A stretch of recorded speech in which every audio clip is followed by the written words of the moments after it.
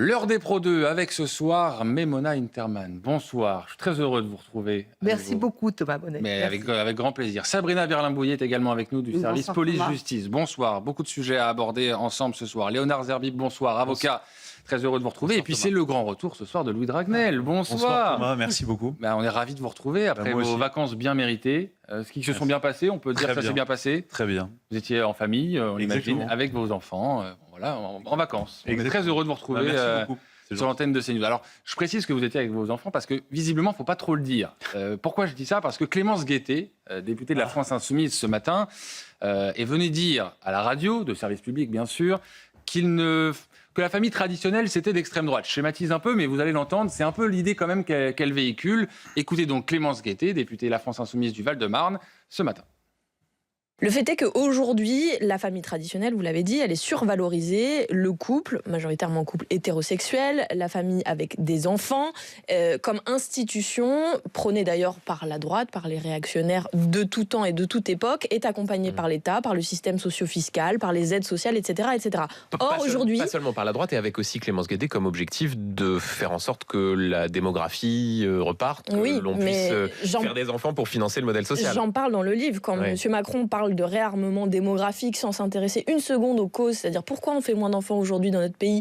Peut-être que c'est la crainte du futur, le changement climatique, peut-être que les femmes ne sont pas du tout accompagnées pour le moment du postpartum, dans leur carrière, etc.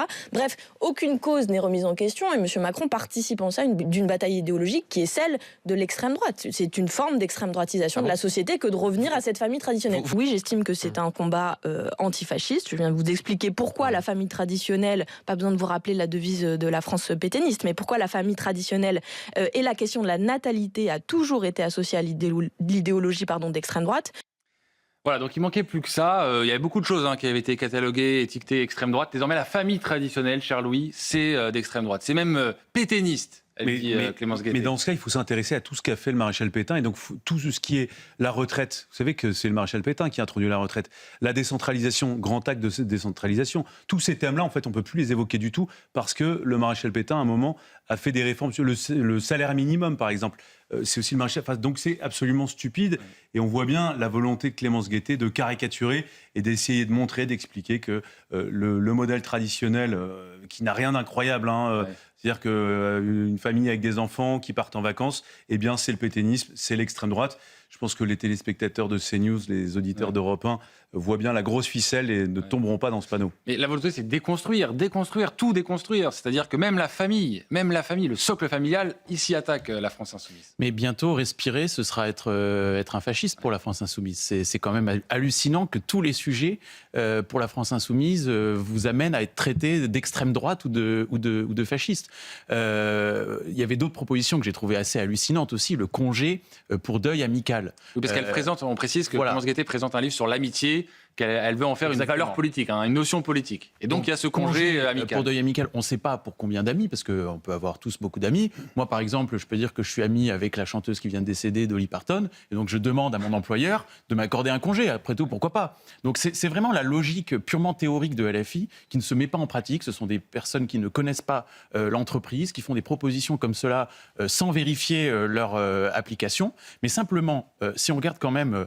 Depuis quelques jours, on voit que la France Insoumise réussit quand même à marquer le tempo de cette rentrée politique. Parce que vous voyez bien, on dit que c'est ridicule, mais tous les jours, on parle des différentes propositions de la France Insoumise. Hier, on parlait des nuisibles, le terme de Manon Aubry pour évoquer les ultra-riches. La veille, c'était les préfets par Jean-Luc Mélenchon. Donc finalement, cette stratégie outrancière, elle fonctionne pour Jean-Luc Mélenchon et pour la France Insoumise. C'est toujours le même dilemme. Quand il y a des phrases ou des phrases comme ça prononcées par la France Insoumise, on se pose toujours la question, est-ce qu'on donne une caisse de résonance ou pas ? Mais là, ça nous paraît tellement lunaire, tellement incroyable. Qu'est-ce que vous en pensez ? J'ai écouté cette interview parce qu'il faut écouter les voisins pour savoir ce qu'ils pensent. Et puis surtout, France Inter, c'est la radio que nous subventionnons aussi. Ah oui.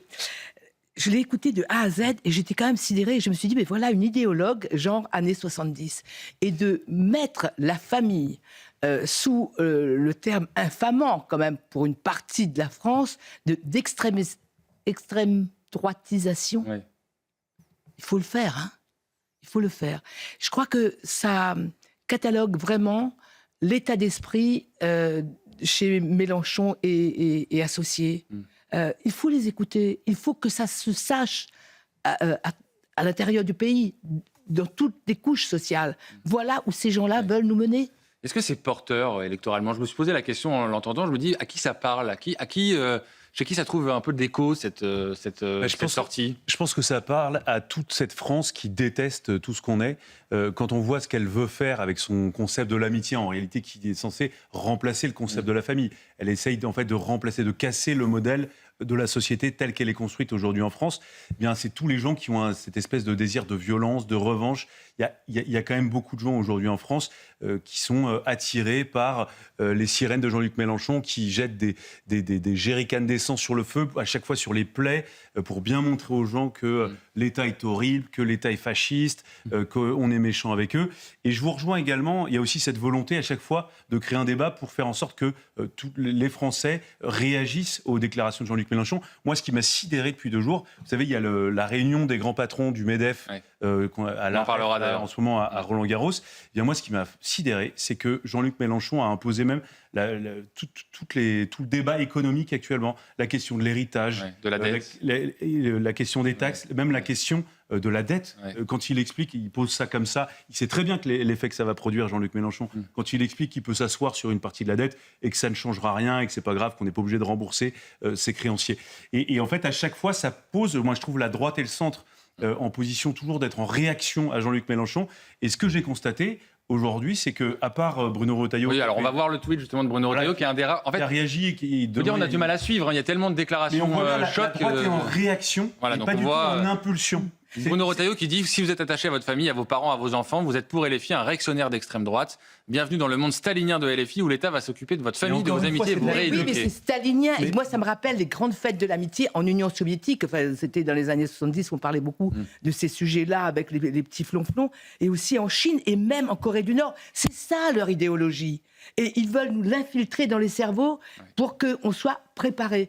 Au moins, on saura ce qu'ils veulent. Et puis, sur le fond, c'est quand même intéressant de se dire que l'État, selon eux, a mission et a compétence de légiférer sur l'amitié. Oui. C'est, je trouve, très révélateur aussi, au-delà de cette proposition en tant que telle, mais de leur logiciel. Pour eux, l'État doit s'ingérer de partout, y compris dans la vie privée des gens, et définir finalement ce qu'est l'amitié ou ce qui ne l'est pas. Parce que si l'État commence à dire, dans tel ou tel rapport, on peut avoir des avantages parce qu'on est amis, ça veut dire qu'il propose une définition juridique de l'amitié. C'est stalinien et c'est 1984. Puis c'est pas du tout une demande de la société. Est-ce que vous connaissez des gens qui vous disent, il y a des manifestations pour dire, nous on veut un statut de l'amitié. C'est pour ça que je vous demandais ces porteurs électoralement. Je vois pas qui est touché par les propos de Clémence Guettet sur l'amitié, qu'on en parle. Sur la famille. Et regardez, on en parle nous ce soir sur ce. On arrête d'en parler. Non, il y a pas de problème. Mais vous avez raison. Voilà. Et encore une fois, la droite et le centre sont en réaction.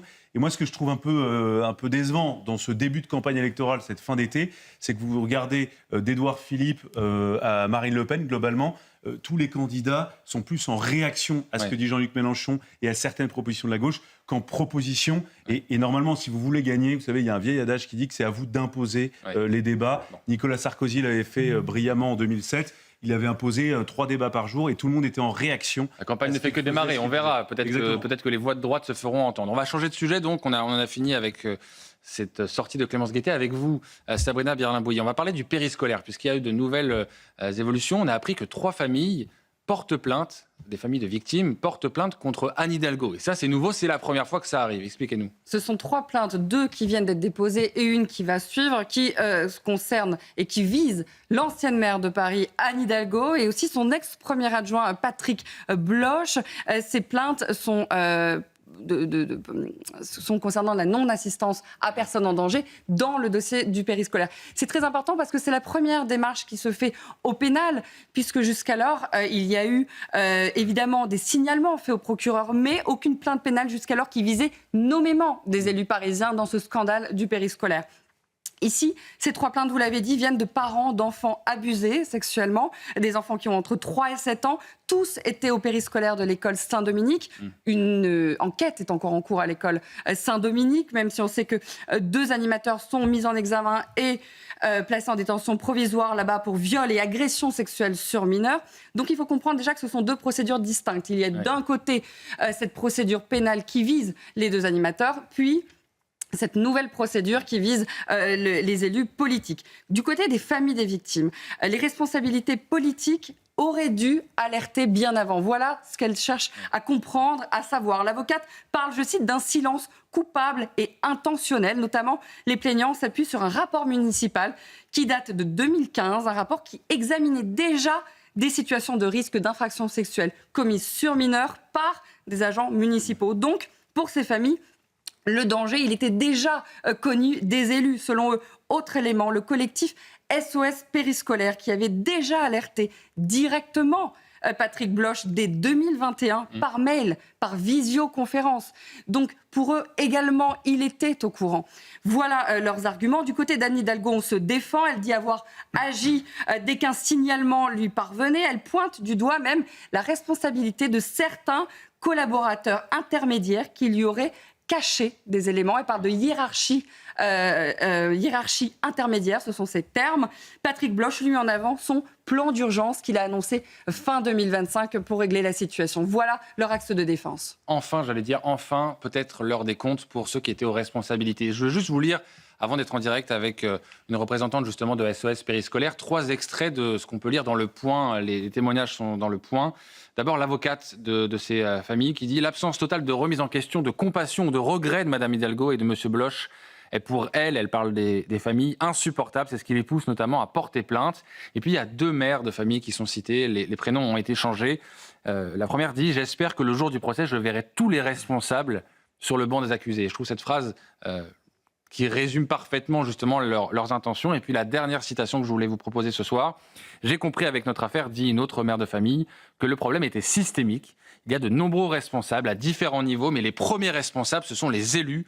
Cela ne doit pas rester impuni. » Il y a une recherche de responsabilité qui se fait de la part des familles. Mais pourquoi aussi ? Parce que jusqu'alors, la justice, elle n'a pas répondu à la détresse des familles. Ouais. Il y a eu 3 procès concernant le périscolaire, 2 relax et une seule condamnation pour un individu, un animateur jugé coupable d'agression sexuelle sur un enfant de 5 ans. Il a écopé de 18 mois de prison avec sursis.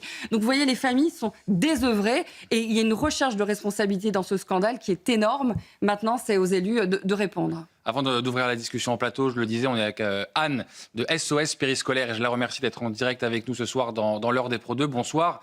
Quelle est votre réaction à ces plaintes qui visent désormais très directement Anne Hidalgo et son adjoint en charge de ces sujets-là ?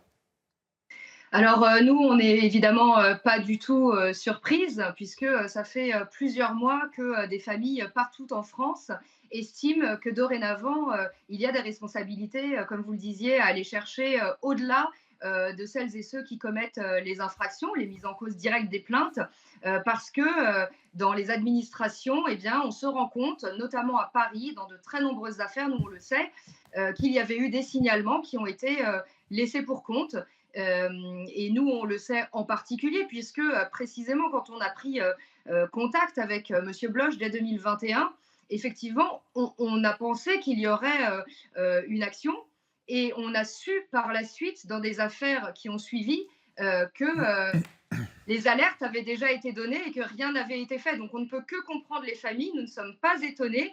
Et on pense même que des plaintes de ce genre contre des mairies partout en France risquent de se multiplier tant que les mairies et les maires et les élus n'adoptent pas les réactions qui conviennent.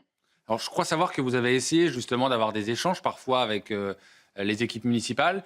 On a l'impression qu'à chaque fois, on se heurte à un mur, c'est-à-dire qu'ils ne prennent pas conscience. Vous pensez qu'ils ne prennent pas conscience de l'ampleur de ce sujet ? Alors en fait, il y a 2 choses. Il y a Paris, où nous, c'était notre premier terrain d'action, puisque nous sommes des mamans parisiennes qui avons cofondé SOS Périscolaire. Et donc, évidemment, c'est tout de suite M. Bloch qu'on a eu comme interlocuteur.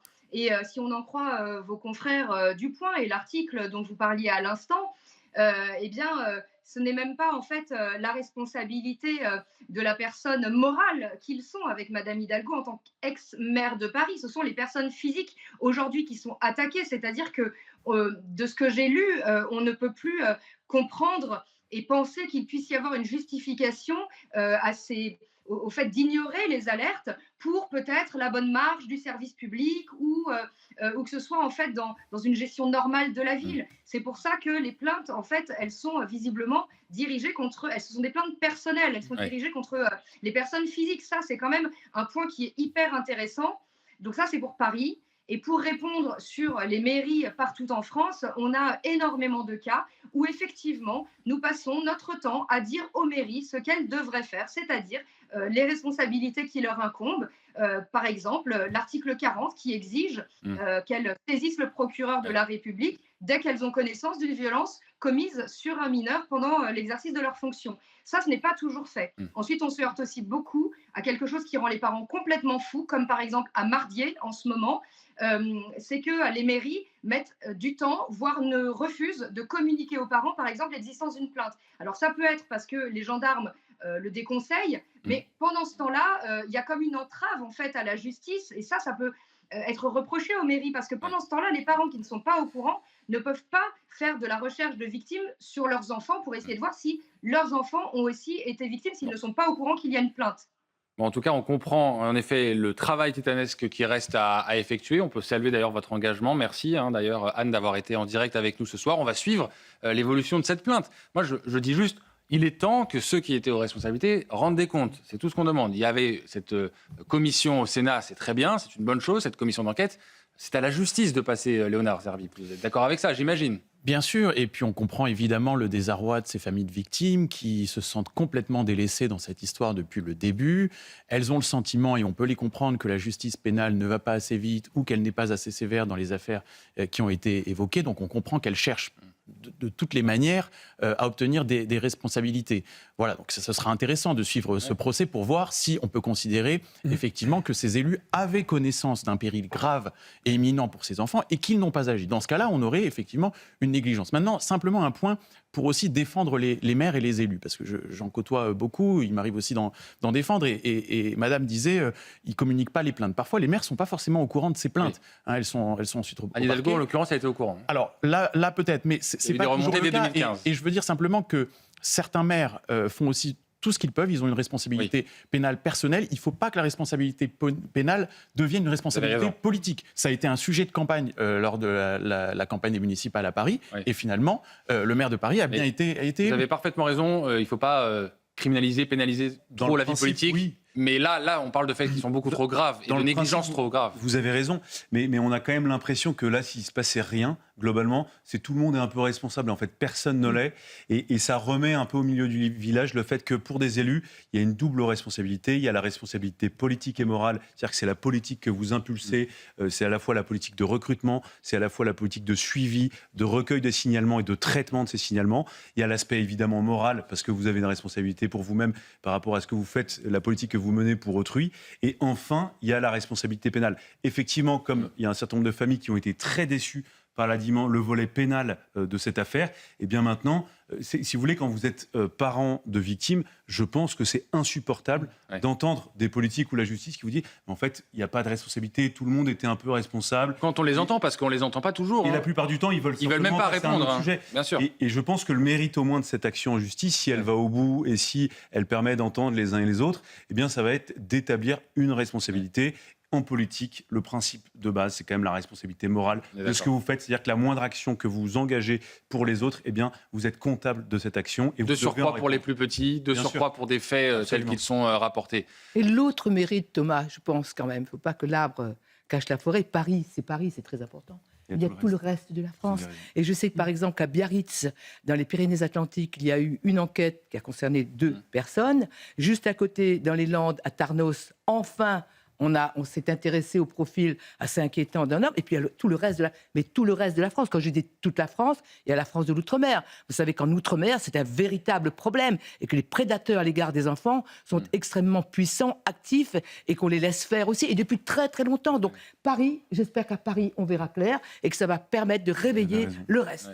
Le reste, c'est-à-dire toute la France. En un mot, qu'est-ce qui peut attendre Anne Hidalgo désormais? Est-ce qu'elle peut être entendue dans les jours qui viennent? Comment ça va se passer? Qu'est-ce qu'on a une idée peut-être comment la procédure peut s'articuler? Alors, Maître répondra mieux que moi à cette question, mais oui, elle risque d'être entendue. Cette plainte, elle est sérieuse, non-assistance à personne en danger. Va y avoir un travail d'enquête maintenant, on est au tout début. Ouais. Je vous dis, une dernière plainte va être déposée, peut-être d'autres vont suivre. Ça veut dire qu'elle va être convoquée? Est-ce qu'elle va être convoquée, Anne Hidalgo? Est-ce qu'elle va être Normalement, entendue elle par doit la justice, par les enquêteurs? Elle peut l'être. De toute Ou façon, son il y a une avocat, plainte. ça peut être son avocat. Si cette plainte est sérieuse et visiblement, au vu des premiers éléments, elle l'est, à ce moment-là, elle devrait être entendue. On ne sait pas sous quel statut ensuite, mais voilà, ça peut Elle être pourra avoir à rendre des comptes. peut être simplement entendue en tant que témoin assisté, par exemple, et devoir répondre effectivement à des questions des enquêteurs. Bon, à suivre, bien sûr. En tout cas, c'est une évolution. On demandait justement depuis longtemps pourquoi l'ancienne maire de Paris n'était pas entendue par la justice.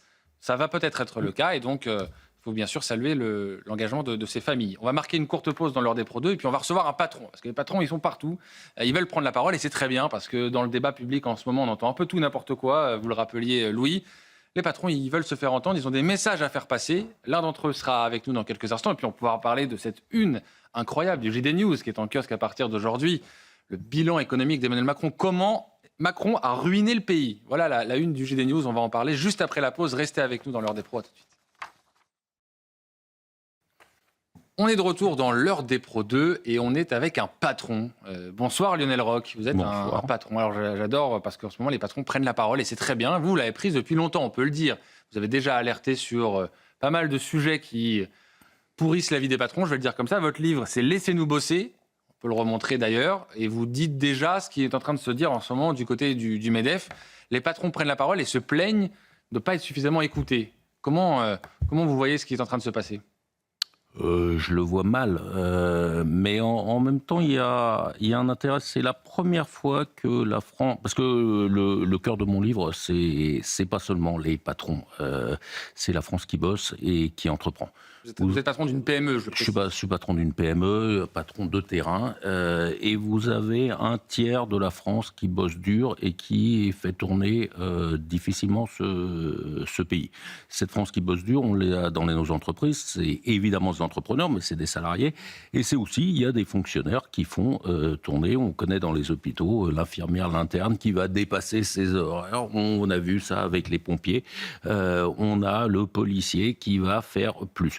Donc vous avez un tiers de ce pays qui fait tourner. Et mon livre était de dire, attention, si cette France qui bosse et qui entreprend lâche, là, on va rentrer dans une période extrêmement compliquée. Et on y est en plein, et ça s'est accéléré, puisque Emmanuel Macron a décidé la dissolution. La dissolution a fait qu'il n'y avait plus de majorité, et on est rentré dans du n'importe quoi, avec un narratif qui est totalement dans les mains de LFI. Et ce qui est fascinant, LFI donne une leçon de communication à tout le monde.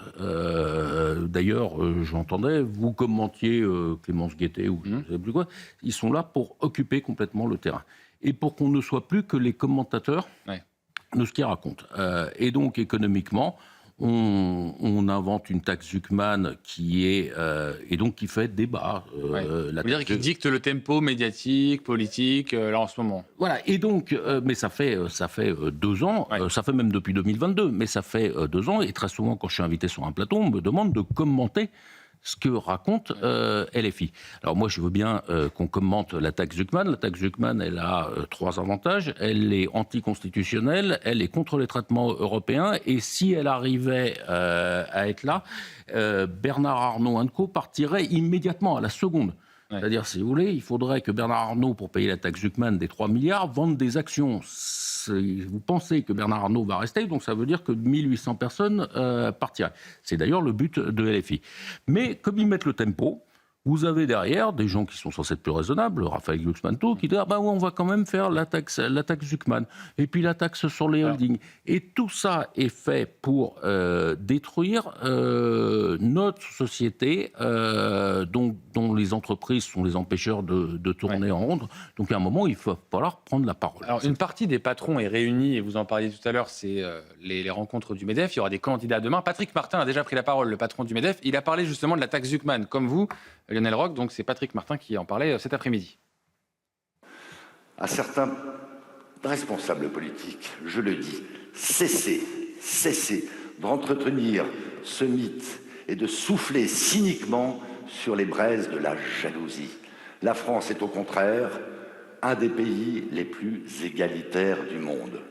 Je le répète, fantasmer sur la taxe Zuckman et ses avatars ne réglera rien au déclassement de la France, bien au contraire. Alors, ce qui est fou aussi, et vous avez commencé à en parler, c'est qu'on met un peu sur le même plan, médiatiquement, j'entends, des militants professionnels qui martèlent en effet des anathèmes, qui parlent des patrons, des riches comme des nuisibles, et puis des chefs d'entreprise qui ont réussi, qui emploient, qui sont responsables du tissu économique en France. Et ça se retrouve sur le même plan, en fait, après, dans les débats. Mais il faut bien regarder la taxe Zuckman. D'ailleurs, les masques tombent. La taxe Zuckman, c'est une taxe sur le capital, c'est-à-dire pas sur les revenus, mais on dit, tiens, Bernard Arnault pèse 150 milliards. Alors ça dépend les moments, parce qu'à un moment, il en pesait 100, après, il en pesait 250, maintenant, c'est 150. Et donc, on va le taxer là-dessus. Mais ils savent très bien que Bernard Arnault ne restera pas avec la taxe Zuckman. Tout ça, c'est pour amener doucement une taxe sur le capital à 2%. Mais le taxe sur le capital, c'est sur vos appartements, c'est sur votre maison, puisque le seul moyen de faire ramener de l'argent à un État qui n'est plus un État-providence, mais qui est un État glouton, c'est-à-dire il faut le nourrir à tout prix. Donc pour le nourrir à tout prix, on va faire une taxe sur le capital. La taxe sur le capital, elle sera pour tous les Français. Et après, on parle de la taxe holding. La taxe holding, c'est quoi ? C'est une taxe sur les fonds propres des sociétés, c'est-à-dire, si vous voulez, sur l'argent qu'il y a dans les sociétés. Là aussi, c'est pas Bernard Arnault et nos 1800 milliardaires qui la paieront. Donc ça va d'abord être les petits entrepreneurs, mais après, on va taxer l'épargne des Français, puisque c'est le seul moyen de s'en sortir. Et donc, on arrive, si vous voulez, et doucement, ils viennent de le faire sur l'héritage, c'est-à-dire, ça va être les gros héritages. Puis là, maintenant, ils font, dès le premier euro. Ouais. Donc, il va falloir faire payer l'ensemble des Français un modèle social qui est complètement défaillant parce qu'on doit nourrir l'ogre. Lionel Roch, moi j'ai une question à vous poser par rapport à ce que vous dites. C'est-à-dire que là, vous présentez la vision qu'essaye d'imposer une partie de la gauche, une grande partie de la gauche et de l'extrême gauche. Mais de l'autre côté, est-ce que vous n'êtes pas un peu déçu par les propositions qui sont faites par la droite ? C'est-à-dire que les candidats de droite s'engagent tout au mieux à dire, moi je regarde les déclarations, c'est moi je m'engage à ce qu'il n'y ait pas de hausse d'impôts. Vous, ce que vous aimeriez, c'est pas uniquement de ne pas avoir de hausse d'impôts. Ce que vous aimeriez, c'est payer moins d'impôts. Vous aimeriez aller plus loin. Et on a l'impression que la gauche est devenue tellement puissante dans le narratif en matière de politique économique que la droite ne s'autorise même plus à dire nous, on va alléger les impôts, on va réduire la fiscalité, on va baisser, et on va vous laisser travailler. Mais parce que la droite, comme la gauche, ils sont étatistes. C'est-à-dire que l'État doit répondre à tout. Et on arrive même à avoir le Rassemblement national, qui est de droite, vous pouvez l'appeler radical ou ce que vous voulez, sur certains problèmes, mais qui économiquement est de gauche, est étatiste.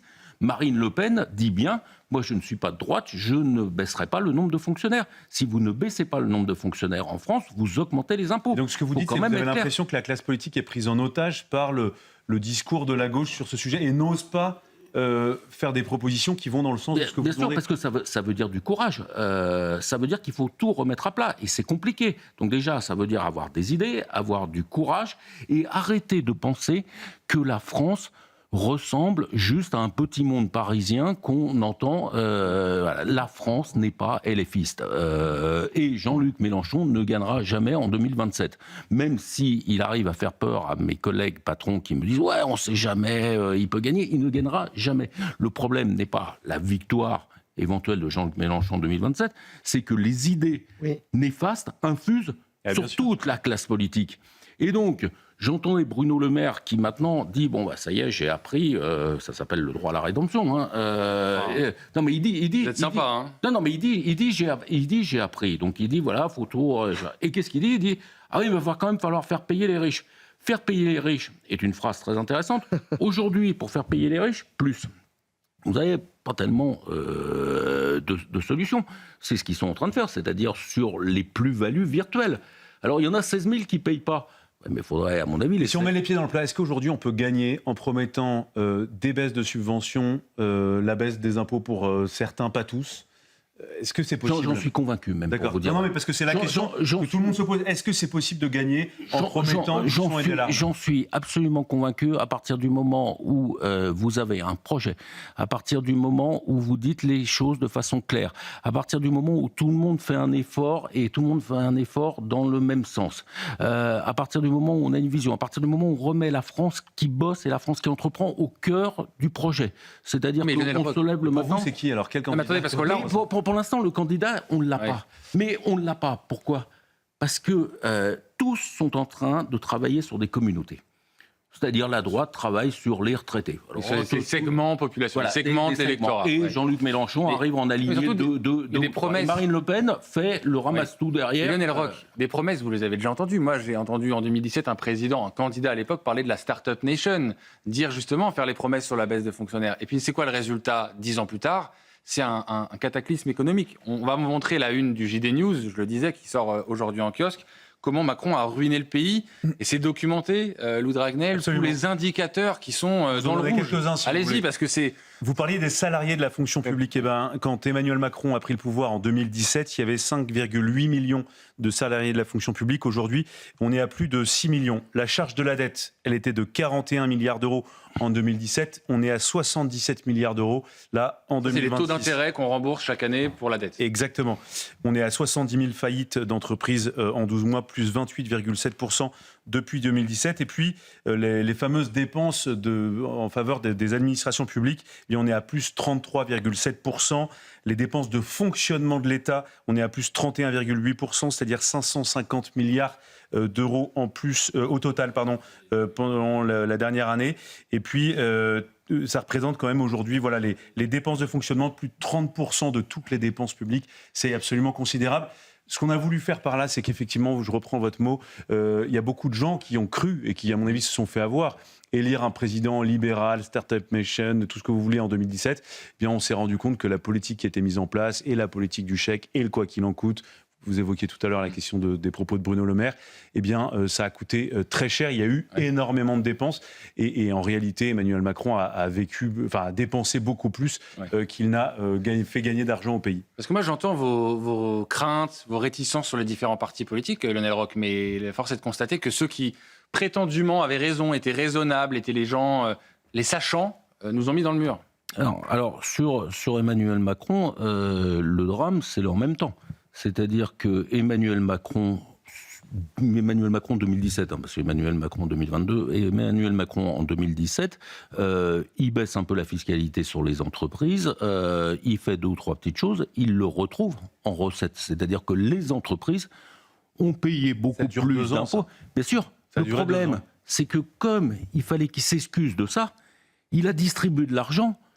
Il y a un truc intéressant, j'aime bien lire les livres politiques, je lis les livres de ces anciens ministres. Tous disent « Ah ben alors nous, on avait l'argent ». C'est-à-dire qu'il fallait se faire pardonner le fait d'avoir fait des cadeaux aux riches, des cadeaux aux entreprises. Et donc, il a distribué de l'argent dans tous les sens. Et il n'a rien réformé. C'est là, d'ailleurs, où on peut dire qu'il a fait à peu près une politique de droite. C'est-à-dire que quand la droite arrive, elle baisse un peu les impôts, mais comme elle ne baisse pas les dépenses de l'État, elle réaugmente les impôts, au final. Et quand la gauche arrive, elle massacre d'impôts, et puis après, les entreprises déposent le bilan tout, et elles commencent à faire des CICE, tout ça comme François Hollande.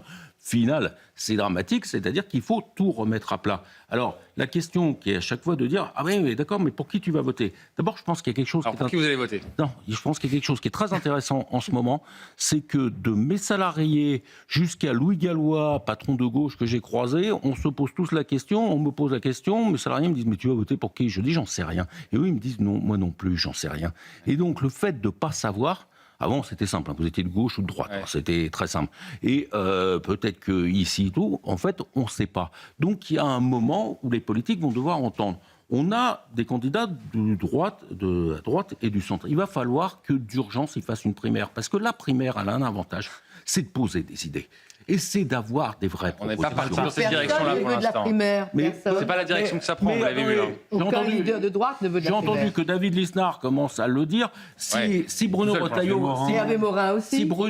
veut rester à 8%, si maintenant Gabriel Attal et Édouard Philippe se disent alors attends, on est à 12 ou à 13, oui, mais ça sera le seul moyen, puisqu'il faut maintenant avoir des idées. Et il faut avoir des idées qui sont extrêmement disruptives. C'est-à-dire qu'il faut remettre tout l'État, le fonctionnement de l'État, à plat. Personne n'en parle. Ouais. La primaire de 2016, elle avait eu l'avantage, c'est-à-dire qu'à droite, si vous voulez, Fillon avait un programme qui était même d'ailleurs... mais il y avait des choses dans le programme de Fillon qui étaient disruptives. Où sont les mesures disruptives ? On a un programme qui est à peu près... On est en train de parler de... On a entendu votre appel primaire. Demain, il y a ce débat. Ce sera l'occasion aussi pour les candidats de montrer ce qu'ils ont comme ambition pour les patrons, pour les entreprises, pour la situation économique. En tout cas, moi, ce que je note, et vraiment, c'est pour moi très important, les patrons prennent la parole, et ça, c'est bien. Parce que, vous l'avez dit, le débat est trop monopolisé par une partie des militants qui, eux, imposent les thèmes. Il est temps de rééquilibrer ça. On n'a pas le choix. On est forcé parce que, accessoirement, nous, on peut aller ailleurs, mais nos salariés, on peut aller dans d'autres pays, mais nos salariés, il va falloir qu'ils restent en France. Et donc, on se doit de monter. Juste parce que je sens que vous voulez terminer. Vous sentez bien. Voilà, non, il y a juste un mot. Plus loin que tout ce qu'on est en train de nous faire, on est en train, chaque jour, il y a un projet de taxe, un projet d'interdiction, un sermon et une insulte. C'est-à-dire, c'est ça, si vous voulez. C'est ça que vous avez tous les jours. Et avec une remise en question de la propriété privée qui est faite constamment. Donc, on va vous réquisitionner vos bureaux parce qu'ils sont climatisés. C'est-à-dire, ça fait 20 ans qu'on nous parle de réchauffement climatique, mais personne n'a climatisé, donc on va vous réquisitionner ça. On va réquisitionner l'appartement vacant. C'est-à-dire que si vous avez acheté une petite maison de campagne, tout, et donc on est en train d'attaquer tout ce à quoi croit la France qui bosse et qui entreprend. Et c'est une minorité qui veut imposer ça. Donc maintenant, il faut prendre la parole. Et vous l'avez fait déjà dans ce livre, je renvoie à la lecture de votre livre, Laissez-nous bosser, c'est aux éditions de l'Observatoire. Merci Lionel Roch d'avoir été avec nous. C'est toujours super intéressant de vous entendre et vous portez une parole qu'on a envie d'entendre de plus en plus, donc vous êtes plus que jamais le bienvenu. Merci. On a encore plusieurs sujets à aborder. On va parler de Mayotte, parce que le Premier ministre était à Mayotte encore aujourd'hui pour lutter contre l'immigration.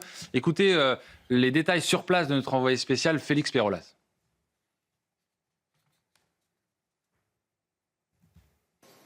Une des priorités du gouvernement ici à Mayotte, c'est bien sûr la lutte contre l'immigration illégale. Nous avons eu connaissance de plusieurs chiffres. Depuis le début de l'année 2026, 16 500 bateaux clandestins ont fait l'œuvre de mesures d'éloignement. Ils étaient au nombre de 23 000 en 2025, soit une augmentation au premier semestre de 23%. Autre chiffre, ce sont 700 à 900 bateaux clandestins qui ont été interceptés, et puis 900 à 1000 intrusions maritimes sur le sol de Mayotte. La mesure phare, c'est un système désormais de bonus-malus pour les pays que l'on aide, les 7 pays de la région des Grands Lacs qui se trouvent aux alentours de Mayotte. Entre 2019 et 2024, nous leur avons donné plus d'1,8 milliard d'euros pour l'aide au développement. Et bien, désormais, si le gouvernement estime que ces pays ne remplissent pas leur tâche en matière de renseignement contre l'immigration illégale, eh bien, ces montants seront revus à la baisse. Félix Pérolas avec Godéric Bay depuis Mayotte. Le Premier ministre fait des annonces. Est-ce que c'est convaincant, Maïmouna Interman? Qu'est-ce que vous en pensez? Alors, le Premier ministre a indiqué que dorénavant, l'aide au développement, notamment pour les Comores, les îles Comores, mais aussi pour les pays de la façade de l'Afrique. On appelle la région des Grands Lacs. La région des Grands Lacs, c'est-à-dire Burundi, Rwanda, Tanzanie, République démocratique du Congo, etc., auront moins d'argent puisqu'il y a un volume, il y a une enveloppe de 300-400 millions, en gros, c'est déjà pas mal. On leur demandera une contrepartie. On va dire, si vous n'aidez pas à lutter efficacement contre les passeurs, etc., vous aurez moins d'argent. Le problème de Mayotte est un problème très complexe. Les gens en France métropolitaine, entendent parler de Mayotte tout d'un coup. Mais Mayotte, c'est un petit confetti de l'archipel des Comores, en jouant Mohéli, la Grande Comore et Mayotte. Ça s'appelait autrefois l'archipel des sultans batailleurs. Ils se sont en effet beaucoup bataillés entre eux.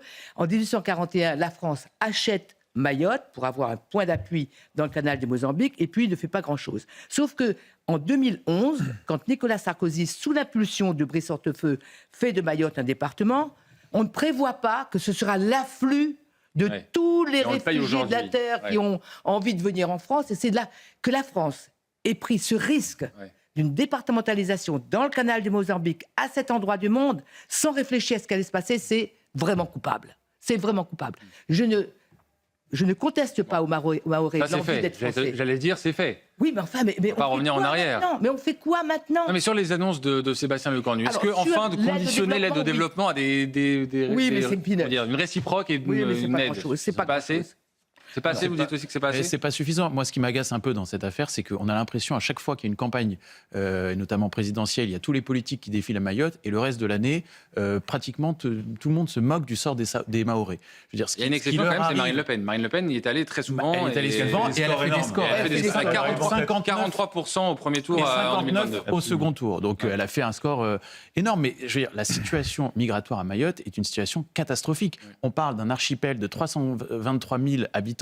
La moitié des habitants sont étrangers. Et parmi ces étrangers, il y a un tiers qui sont nés sur l'archipel. Donc c'est une situation qui est absolument critique. Il y a des mesures beaucoup plus drastiques, me semble-t-il, auxquelles il faudrait réfléchir. Alors il y a des obstacles juridiques, je pense notamment au droit du sol, on peut le réformer, on peut le réviser, mais on ne peut pas le supprimer complètement à Mayotte. Donc il faudrait pour ça réviser la Constitution. Mais ça, ce serait par exemple une des propositions vraiment très concrètes pour éviter que tous ceux qui naissent sur l'archipel ne deviennent aussi facilement français. Mais c'est une situation absolument catastrophique. Moi, j'ai l'impression, Louis Dragnel, qu'en fait, il parle de Mayotte parce que la situation est évidemment catastrophique pour éviter de parler de la métropole. Mais beaucoup des problèmes qu'on a à Mayotte, on les a en métropole, à moins de grande échelle, mais on les a pareil.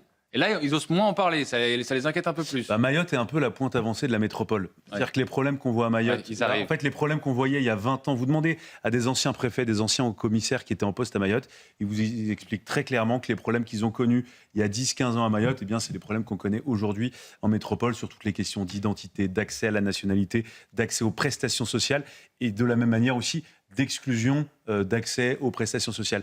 Le vrai sujet pour Mayotte, je rejoins tout à fait ce que vous avez dit, c'est-à-dire qu'on n'a jamais dit ce qu'on voulait faire de Mayotte. Et en réalité, on doit définir une ambition pour Mayotte avec les Mahorais.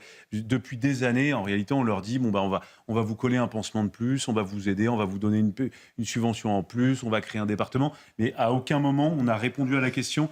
Que faire de Mayotte? Mayotte, c'est situé, comme vous l'avez rappelé, dans le canal du Mozambique. C'est un site stratégique. On pourrait tout à fait faire un plan d'investissement sur Mayotte et se dire, voilà, maintenant, en fait, on arrête de faire en sorte que Mayotte, on arrête de faire de Mayotte une espèce de déchetterie, une poubelle, et dans laquelle c'est une île qui peut absolument pas accueillir autant de gens, tout simplement. Ouais. C'est même pas une question de. Mais même si vous êtes pro-migrant, même si vous êtes pro-mahorais, tout ce que vous voulez, comorien, pardon, en réalité, vous voyez bien que l'île n'a absolument pas les capacités d'eau, de sanitaire et même la superficie.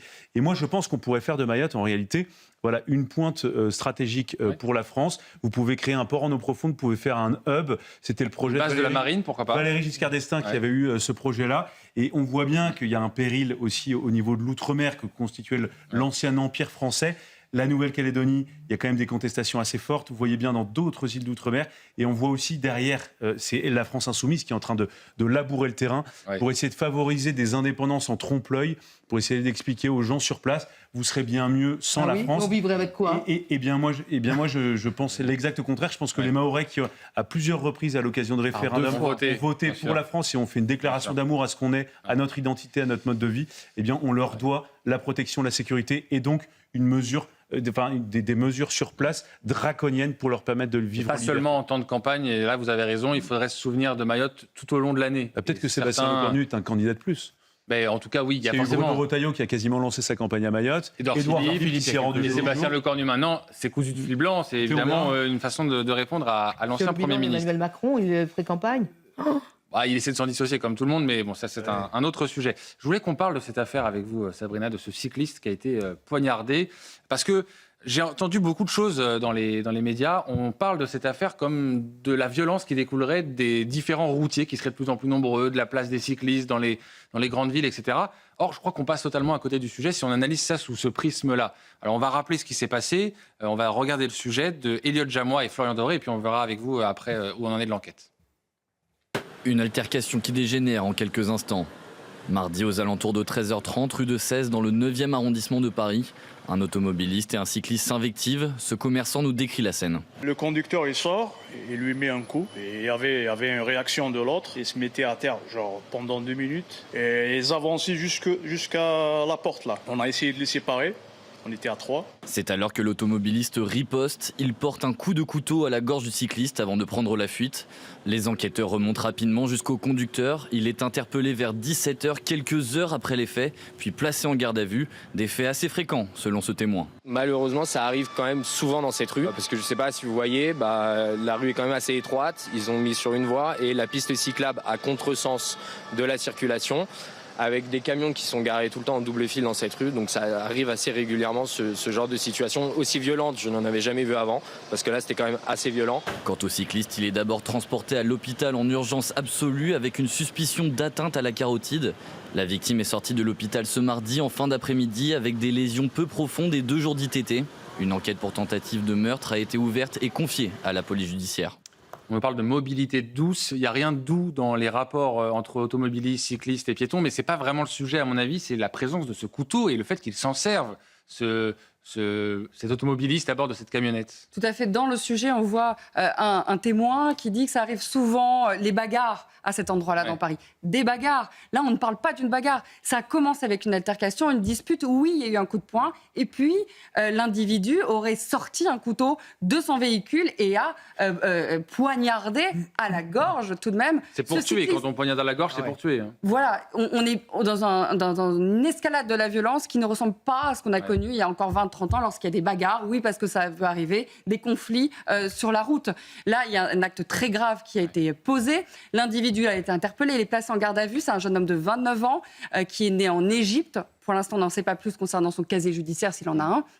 Mais c'est important de voir que le problème, c'est que cet homme avait un couteau, c'est illégal en sa possession dans un véhicule. Et il s'en est servi en poignardant à la gorge un autre individu. Tout à fait. C'est incroyable, pour un différent routier. En fait, on parle d'ensauvagement, il y a des débats sémantiques, etc. Mais là, il y a... Ils sont en train, par un effet de capillarité, d'imprégner toute la France. Mais on n'avait pas ces habitudes en France. Ça n'existait pas. Ça n'existait pas. On n'attaquait pas au couteau quand on avait un cycliste qui nous rentrait dedans. C'est la première fois que j'entends une histoire de... d'un problème sur la route entre un cycliste et un automobiliste où quelqu'un sort un couteau et plante l'autre. Enfin, c'est dramatique, mais il faut dire qu'il y a un climat qui est tellement anxiogène aujourd'hui, notamment à Paris, aux heures de pointe. Vous voyez les cyclistes, les automobilistes, les piétons. C'est pas, vous avez raison. Une ambiance électrique. Alors ça justifie. Le climat, je le mets totalement de côté. Je suis d'accord avec vous, mais il n'y a pas de bien que vous avez fait. Non, mais bien sûr. Un type qui prend un couteau dans sa voiture pour se dire au cas où si quelqu'un m'énerve, je vais planter. C'est ça le sujet. C'est ça, c'est le fait qu'il ait un couteau et qu'il s'en serve. Mais en tout cas, on comprend pourquoi. Oui, on a compris le. On voit aujourd'hui ce qui est devenu la mobilité à Paris. Ça explique beaucoup de choses. On arrive déjà au terme de cette émission. Le temps pour moi de vous dire qu'à partir de demain matin, c'est le retour de Pascal Praud pour l'heure des pros, le retour aussi de Christine Kelly dans Face à l'info, de Laurence Ferrari dans Punchline, et puis le retour de Gauthier Lebret, 100% frontière, 100% politique. Demain, documentaire exceptionnel, anti-flic, woke, pro-palestinien. LFI fait sa rentrée, ce sera à suivre demain soir à partir de 21h. Voici un extrait de ce documentaire. Une autre institution cristallise une hostilité bien plus profonde, la police. Au fil de nos rencontres, plusieurs militants ne cachent pas leur défiance, voire leur rejet à l'égard des forces de l'ordre. Ce qu'on dénonce, ce sont les violences policières, ce sont les abus policiers, ce sont les bavures, c'est le racisme institutionnel, systémique qu'il y a dans la police. C'est toutes les dérives autoritaristes. C'est ça qu'on dénonce. J'en peux plus, moi, de cette police. Raciste, violente, brutale. Il m'est arrivé de détester la police en manif, puisque tu te prends des violences policières, t'as rien fait, t'as jamais levé un seul bras, t'as jamais jeté un truc, t'as jamais rien. Je me suis pris plein de violences policières dans ma vie. Violence, brutalité, les accusations sont lourdes. Mais un autre chiffre raconte une réalité rarement évoquée ici. Au premier trimestre 2026, les violences visant les forces de l'ordre ont augmenté de 19% sur un an. Grand reportage donc à suivre demain à 21h sur l'antenne de CNews. Merci à tous les quatre de m'avoir accompagné ce soir. Demain, ce sera donc Pascal Praud. Dans quelques instants, Yohann Usaï pour l'heure inter, puis 100% politique. Moi, je vous retrouve demain matin dans la matinale de Romain Desarbres. Merci à Lucas Busutil qui m'a aidé à préparer cette émission. Merci à toutes les équipes en régie. L'info continue sur CNews. À très vite.